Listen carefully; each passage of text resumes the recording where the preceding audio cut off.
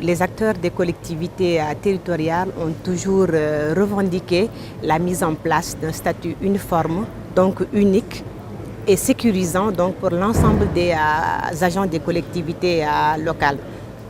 Donc c'est une réforme qui a été matérialisée avec la loi de 2011-08 du 30 mars 2011 portant un statut général des fonctionnaires des collectivités locales. Avant l'avènement de statut, les agents des collectivités locales n'étaient régis que par la loi de 59 portant statut des fonctionnaires communaux.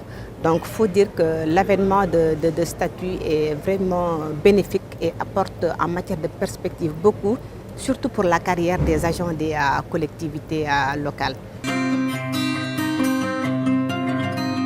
Les audits nous ont révélé un personnel permanent de 11 000 au niveau des collectivités territoriales. Et c'est sur la base de ce fichier et sur la base des décrets d'application que le processus d'intégration a commencé en avril 2014.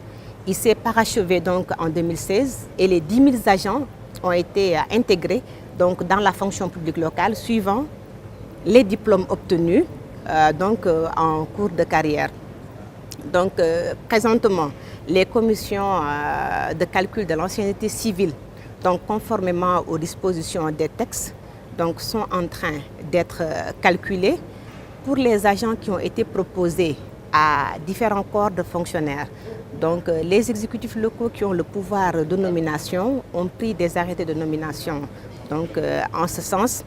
Et présentement, on en est à la réactualisation du Conseil supérieur de la fonction publique locale, donc, qui doit être mise en place le mardi 27 donc, par le chef de l'État. Il n'est jamais facile de mettre en œuvre une réforme, mais ce qui est sûr, c'est que des jalons fort appréciables ont été posés à l'image des commissions d'intégration, des commissions de calcul d'ancienneté, des commissions de rédaction de statuts particuliers portant nouveaux statuts particuliers pour intégrer l'ensemble des agents. Donc des décrets qui ont été pris allant dans le sens de rendre fonctionnel le Conseil supérieur de la fonction publique locale. Donc ce sont des jalons sûrs et appréciables qui sont déjà posés et des jalons vont continuer à être posés dans le sens de rendre effective la loi de 2011-08 sur le statut général des fonctionnaires des collectivités territoriales.